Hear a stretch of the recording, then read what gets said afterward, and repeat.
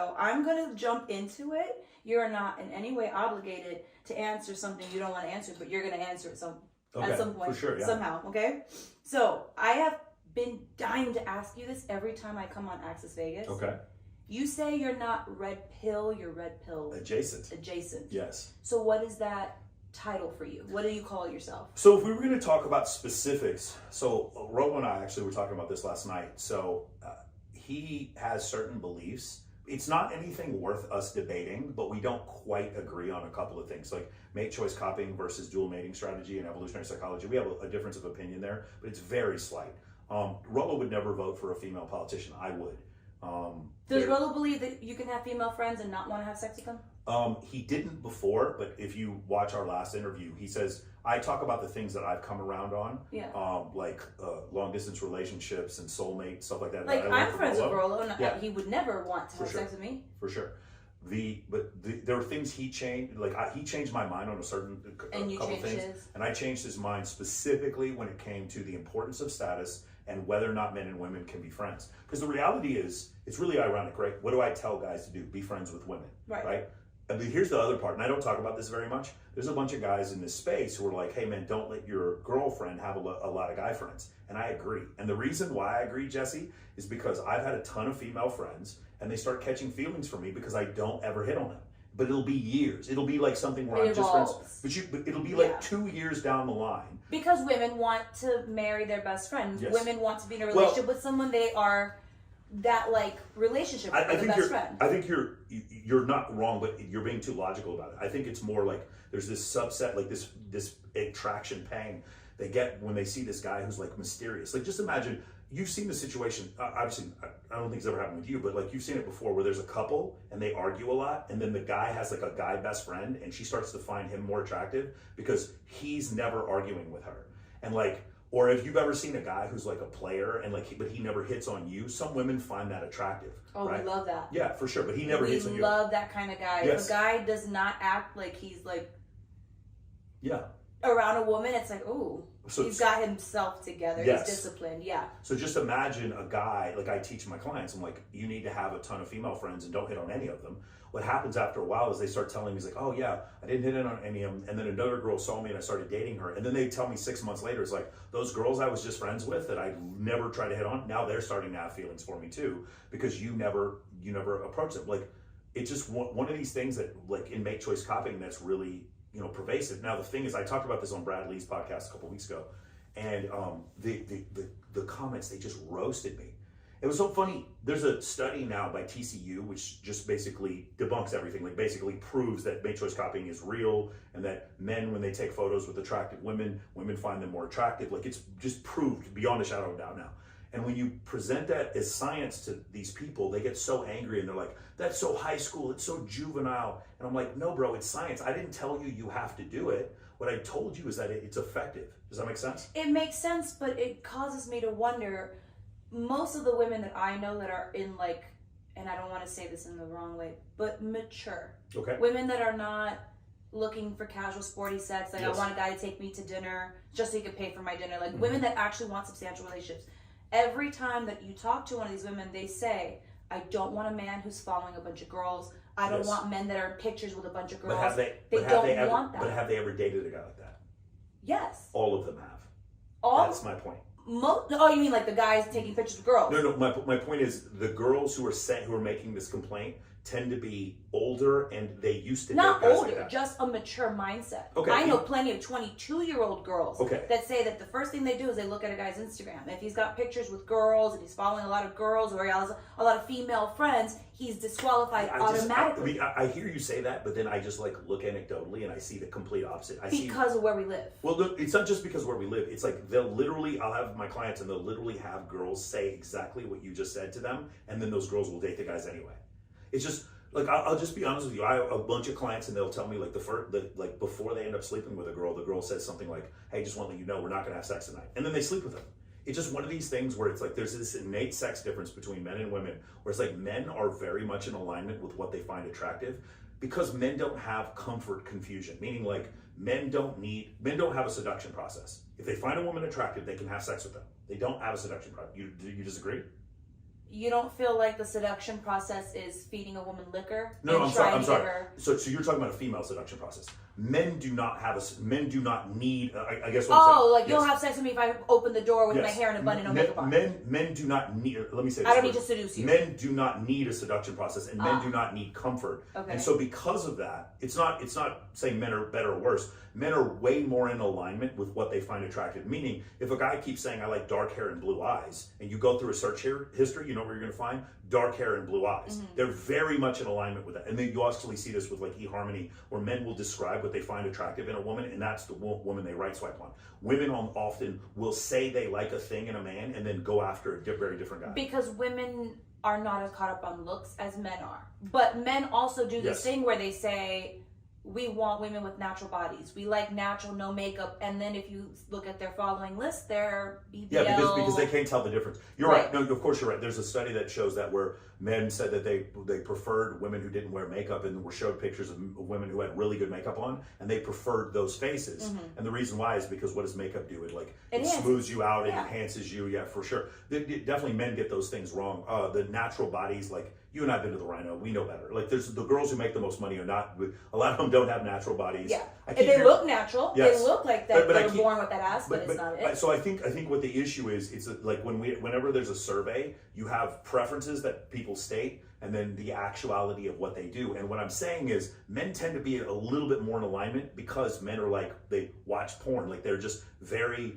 They don't have a comfort issue. And what I mean by that is men only need attraction to find a woman attractive and to want to have sex with her, whereas a woman needs attraction and comfort. You talked about a mature woman or who wants to be in a mature relationship. What she's describing is things that makes her feel comfortable. And a lot of safe in the relationship. For sure, but that's not the same that like stimulates her sexually. Like the thing is, as men, we don't have these two different things. We just don't. Like, even if a woman is a good mother, doesn't make our penis harder. Like that, do you understand what I'm saying? Mm-hmm. Like, it doesn't work the same way. Like, being more nurturing doesn't turn you on more. No, but it makes me want to marry her. Right. But that's a logical component in my mind, because I know she's going to be a good mother. That doesn't make, but big boobs and a round butt make me more sexually attracted to her. Does that make sense? Yeah. So, and I'm just talking about men in general. I know I'm going to get in trouble for some stuff, but I'm talking about men in general. This is just the way they work. Men don't need a seduction process, and men don't need comfort. So now we have women, and women need comfort. And so what they'll say is, I want a man who treats me good, doesn't talk to other girls, who buys me flowers, opens my door, and all these other kind of things. And the answer is no, that's not what you mean. What you mean is you want a man who's attracted to you to buy you flowers. You don't want a man who come up and be vulnerable to you. You want a man who you're attracted to come up and be vulnerable. But women, because they don't conceive of the idea of them dating a man they're not attracted to, they sit there and they're like, well, no, obviously that goes without saying. I have definitely dated a man that I was not attracted to. No, you dated a man that you didn't find physically attractive, but you were attracted to him, or you wouldn't have dated him. And no, I literally was not attracted to his personality or his appearance, and I thought that because he was a decent person that I would give it the time and I would grow into that attraction, and 3 weeks in I had to kibosh it. Okay, so 3 weeks. So we're not talking like a long term. Okay, for sure. Yeah. But just in general, like, we don't have this whole thing, like the dad bod myth, which is nonsense. Like the idea that women prefer a dad bod. They don't prefer a dad bod. What it is though, is the dad bod is a sign. If you're pregnant and you're generally what happens is when men and women pair bond, when the woman gets pregnant, the man starts to produce more prolactin, and it's sympathetic pregnancy. So he gets fatter. From her evolutionary brain is like, oh, he's not going to leave. Fatter men don't leave and cheat as much as lean men with six-pack abs. Does that make sense from an evolutionary standpoint? For her, when she sees that, it makes her feel comfortable, not more attracted. But because she's not in alignment with what she finds attractive, she says that's more attractive to see a dad bod. No, it's not. It's not. If it was, then you wouldn't see that many women following Jason Hemsworth and fucking Jason Momoa, Chris Hemsworth and Jason Momoa. The reason why you see that is because these men have broad shoulders and muscles that women find attractive. I'm not the person to have this conversation with because I've never in my life understood the dad bod thing. Yeah, I know. It does. Yeah, for sure. I said to this one the other day, I feel like girls predominantly say that just because it's less threat. Like their man is less available. You're making my point. I know it is. Him being less available to is that more attractive or is that more comfortable? it's more attractive to certain women. I don't think it is. That I think we're just that using he the doesn't wrong get word. hit on as much. I just don't think that's more attractive to women. I think it's more comfortable to women. I think we're just using different words. It's The idea that a man is not getting hit on by women, that makes him more attractive. No, it makes him safer. That makes him safer. yes. Safe is not attractive. But it that's is an comfortable. attractive quality. If you know that your man is not always getting hit on, so you can be super attractive and go somewhere and carry yourself in a way that draws people in. Yes. You open up a part of you that's like, hey, I want attention, bring it to me. Okay. You can walk out of your house and be an attractive male Yes. and have a kind of stoic, stern, clinical sense to you Yeah, but that women doesn't invite. But women will still come up and find you attractive, even if you are stoic. And then you're selling, like, I'm just telling you, here's the thing. Consider what I'm saying. That what you're doing is you're painting all attraction cues as one flavor. And I'm saying there's some of these things that are called comfort, and they're different from attraction. Like a man being like a dad bod or staying at home or buying you flowers, those are comfort things. Those are not attraction things. You and I are on the same page with the Yeah. dad bod thing. I've never understood that except for understanding that some women, and I don't want to call them insecure because that's not what it is. Well, let's do this. Let's do this experiment. If a woman was dating a man, so she found him sexually attractive enough to have sexual intercourse with him, and then all of a sudden he stays at home, buys her flowers, and is more vulnerable with him, then she finds that more attractive. Yes, that makes sense. But what it is those are comfort cues where she's gaining more power in the relationship.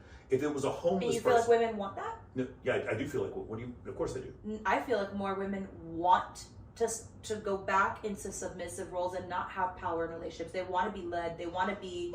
There's different taken dynamics. care of. A man can be stoic and powerful, and then the day his child is born, he cries. Absolutely. Yeah. He should be crying when she Right. walks down the aisle. He should be crying Yes. when his first child, For second sure. child, third child's born. So the dynamic Yeah. of a relationship can change over time, like or different contextually day to day. But my point is, if we were to say, I want a man to be vulnerable, it's so sexy to me when a man's vulnerable to me. It's like, no, this is a man you're already sleeping with. If a man you didn't find attractive, if a homeless person came up to you and was like, Jesse, I just want to let you know, like, here's some flowers, and like, I just want to let you know that I've been going through some things, and I'm really like trying to get in touch with my inner person, you'd be like, you wouldn't find that attractive. And I disagree. You would not find a homeless person bringing you flowers Not attractive. a homeless person per se. I'm talking about, I have seen plenty of like reality shows or like clips on the internet. I have no idea who this person is. And they will tell a story and it'll be a sad story or a vulnerable situation. Yes. And I'm like, I fucking love him. Yeah, I but do fucking you love love him enough to have sex with him? If I was single, Okay. depending on who that person was, and does he have other attractive qualities to him? I'm sure. Okay, so those attractive qualities then allow for you to experience the comfort that then makes But you it have wouldn't sex. be a turn off. You're saying like if some random person came up to me immediately right out the gate being vulnerable, I would be turned off. It wouldn't be a turn off. So we're agreeing. You're just not using the same words that I'm using. Oh. Like, I'm saying. So I'm saying attraction and comfort, and you're putting attraction and comfort as both of being attraction. And what I'm telling you is that when you can separate the two, the language you use with men will make more sense to men. Because we don't have these two facets of attraction triggers. We just have attraction. Women have attraction and comfort. Does that make sense? Yes. We don't say, man, that girl is fine as shit. I wish she'd be more vulnerable and bring me flowers. We don't. Our penis doesn't get harder because she brought us flowers. Do you understand what I'm saying? Yeah. We don't have comfort triggers like women do. And so because of that, like we're just describing an innate sex difference, and people find that offensive. And I don't think it makes men or women worse or better. No. It just makes us different. I don't think that it's the fact that people find it offensive because of what you're saying. I think it's when you lump all men or all women into Sure. this So I category. say in general, like I learned this from Dr. Buss. In general, like for instance, I'll give you an example. The grip strength for the median man would put him in the 98th percentile for women. Does that make sense? Grip strength, meaning like how strong. So men have. Why did I think you were talking about a different grip? I was like, wait, what? This is a thing? So the biggest dimorphic difference between men and women is grip strength. Men, their ability to grab things is actually, men are 50% stronger than women in their lower body and 90% stronger than women in their upper body. But in grip strength, it's like 400% stronger. Does that make sense? Yeah. So the largest dimorphic difference, meaning the difference between the two genders, the different one, it's not the size of our head or how tall we are. Men are about 15% bigger than women. The biggest difference is grip strength. the median grip strength for a man puts him in the top 98%, the top 2% of women. Does that make sense? Yeah. Now, is that sexist what I just said? Or is that just a statistical fact? Okay, but that's the difference though. A lot of the content that you talk about is not a statistical Almost fact. all of it is statistical. Almost all of it is But you can't statistical. say that because, like we just discussed, to some women they'll find a certain kind of man super attractive. Yes. And then other women will be super turned off by No, that. but I talk about that. So in general, women have more attraction cues than men, and that is scientific. There's a book about it called Why Women Have Sex. There's 237 reasons they go over why women have sex. So the variance of why women find men attractive is much greater than the variance of why men find women attractive. But men are the same way. You talked about in one of your video clips, a woman that has been given a lot of trips is unattractive. But if a man hasn't committed to her, then it's kind of like, what's wrong with her? And there's so many men that I know that they're like, wait a minute, it's unattractive if girls have guys coming up to them. But then other times guys are like, the more men you have, the more he feels like he needs to compete for you. It's like all of these different... So first off, it was Bismarck who said that. It wasn't me, but I agree with him. And so in the situation that you're talking about, there's different levels to it. So I'll give you an example. So like Myron and I would disagree on this one point. This is when you were asking me before about being red pill adjacent. I don't agree with them completely to the same level that they agree. So one, for instance, I would be, and Kylie would be furious when I say this, but like I would be fine dating a girl who was on OnlyFans but wasn't nude. Right. Does that make sense? Yeah. You understand that. Yeah. Right? So for some people, the concept of OnlyFans at all, you're just that's complete, only porn. You're a whore who does porn. There's no other There's interpretation. plenty of celebrities who have OnlyFans and they're not doing porn either. Yeah. So if a girl did OnlyFans and was doing bikini shots that she would normally put on IG, Instagram, I would not have an issue with. I could date a woman like that. I don't think Myron would, right? Myron would not want a girl who he doesn't even want a girl that's left the house before. No, shout out to Angie. She's left the house before. But that's the difference. So like what it is there's a different line. Like some men who are comfortable with their girlfriends having sex with other men. They have an open relationship. These are lines, but these lines are determined by the individual man. But they're individual relationships. Right, but it's a line. It's not a variant. But it's not a variance. Like for instance, men are not. There's when we talk about male attraction towards women, and I'm literally talking about like gonads. I'm talking about like blood to the penis, actually attracted to a woman. I'm not talking about things that like, for instance, a woman giving me peace is incredibly like viable, but it's but it's not sexually attractive. It's attractive. It's incredibly. That's the woman who gets the wedding ring, the one who brings me peace. Right. But that's not making my wiener harder. If that makes any sense. Does that make sense? Is it a Madonna complex? You think? I don't know. You're talking about the Madonna whore complex. I don't know if that's necessarily the reason why. That's not exactly what I'm talking about here. But like, it's more one of these things where it's like, what are the things that actually make men sexually attracted to women? And it has to do with hip to waist ratio. It has to do with facial symmetry, signs of youth. It has to do with things like that, like clear skin, long, healthy hair. And there's mostly physical things initially.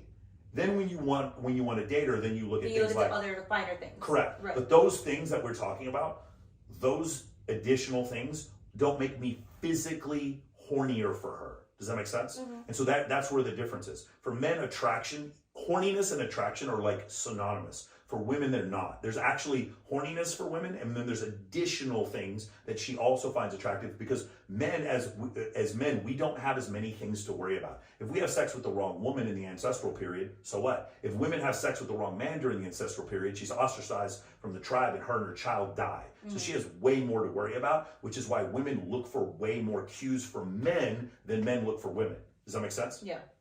We just have less to risk. And that goes back to the parental investment hypothesis in evolutionary psychology, which is of the two genders, in any two gender species, whichever of the two genders has more parental investment, with Homo sapiens as females, in that case, the man will compete for women. And you see this in every gender, whether it's bull seals or gazelles or whatever. You'll see that. Bull seals.